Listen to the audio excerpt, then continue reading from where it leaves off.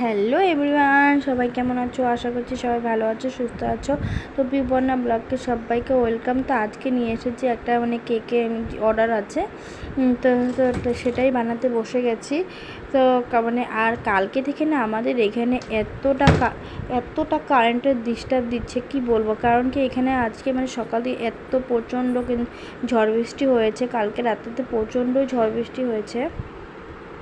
তো দেখো baking soda, baking powder এক স্পুন করে সব দিয়ে দিচ্ছি।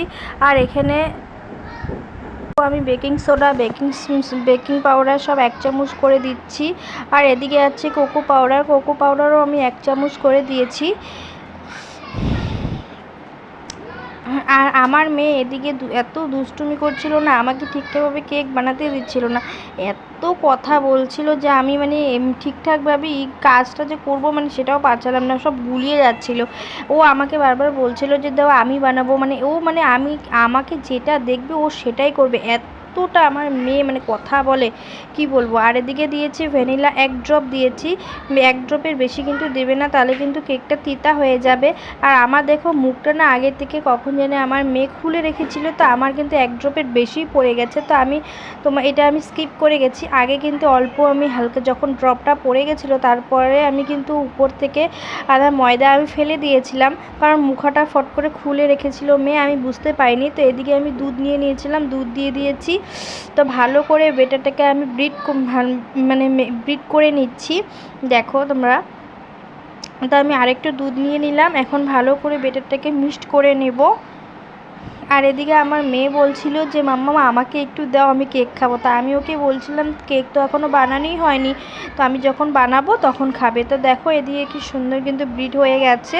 তো আরেকটু কিন্তু মিহি আছে, সব ভালো করে মিক্সড করে নিব। তো ততক্ষণে আমি স্নান করে আসছিলাম, এত গরম পড়েছিল না, তো কারেন্টও সেরকম বারবার করে চলে যাচ্ছিলো। তো ভেবেছিলাম যে একদিন যাই স্নানটা করে এসে। তো স্নানটা করে আবার বসে গেছি বেটারটাকে ভালো করে মিক্সড করতে। দেখো ভালো করে আমি মিক্সড করছি। দেখো কি সুন্দর করে মিক্সড হয়ে গেছে, আর সফটও কি সুন্দর পাতলা হয়ে গেছে, দেখেছো বেটারটা। তো এখন আমি কেকটাকে বসাবো। আগেই আমি বাটার দিয়ে মেখে রেখেছিলাম, তো মেখে রেখে হালকা ময়দা দিয়ে ভালো করে এটাকে, যেটার মধ্যে কেকটাকে বানাবো সেটা ভালো করে মেখে নিচ্ছি, যাতে নিচে লেগে যাতে না যায়।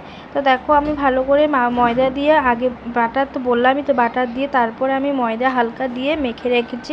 এখন আমি কেকটাকে যেগুলো আমি বেটারটা বিট করেছি মিক্সড করেছি সেটা আমি ওখানে ঢেলে দিলাম। তো ঢেলে দেওয়ার পর এখন আমি কুকারে বসে যাব। আমার মাইক্রো ওভেন নেই, আর মাইক্রো ওভেন নাই বলতে সেটা না, বাট আমি মাইক্রো ওভেনে বানাইও না, জাস্ট আমার ভালো লাগে না, আমি প্রেশার কুকারেই বানাই। আমার কিন্তু প্রেশার কুকারে কেক কিন্তু সুন্দর হয়। তো দেখো কেকটা কি সুন্দর সফট আর কি সুন্দর উপর থেকে ফুলে গেছে। তো তোমাদেরকে আমি আরেকবার নামিয়ে দেখাচ্ছি, কেকটা কিন্তু খুবই সুন্দর হয়েছিল। তো দেখো আমি এই দুটো যে ফুটো দেখছো না, সেটা কিন্তু আমি কাঠি দিয়ে ঢুকিয়ে দেখেছিলাম, তোমাদেরকে আমি আরেকবার দেখাচ্ছি। দেখো কি সুন্দরভাবে সফট হয়েছে, দেখতেই পাচ্ছ কেকটা এই কাঠির গায়ে কিন্তু লাগেনি, তাতেই বুঝতে পেরেছো যে কেকটা কতটা সফট আর কতটা ফুলে গেছে, দেখেছো তোমরা। তো এখন আমি ক্রিমটা বিট করার জন্য ক্রিমটাকে ঢেলে নিচ্ছি। যতটুকু আমার কেকের জন্য প্রয়োজন ক্রিম, ততটুকুই আমি ক্রিম নিব, তার থেকে বেশি নিয়ে নষ্ট করার কোনো প্রয়োজন নেই। আমি মনে করি যে কোনো জিনিসই নষ্ট করাটা ঠিক না। তো দেখো আমি এখন ক্রিমটা বিট করব।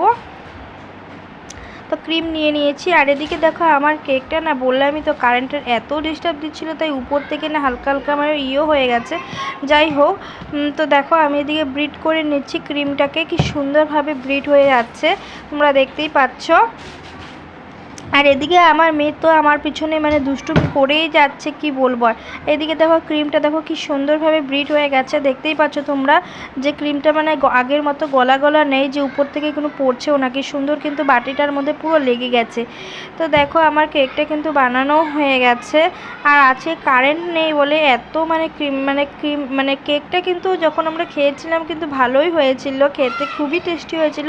কিন্তু বিটে করার টাইমে কারেন্ট চলে গেছিলো, তার জন্য ক্রিমগুলো না একদম হয়ে গেছিলো, গলা হয়ে গেছে। তাই ক্রিমটা যখন ডিজাইনটা করছিলাম না, তো ডিজাইন কিন্তু সুন্দর হয়েছিল, কিন্তু একটার সাথে একটা কি ক্রিমগুলো গায়ে লেগে যাচ্ছিলো, সব গলে পড়ে যাচ্ছে।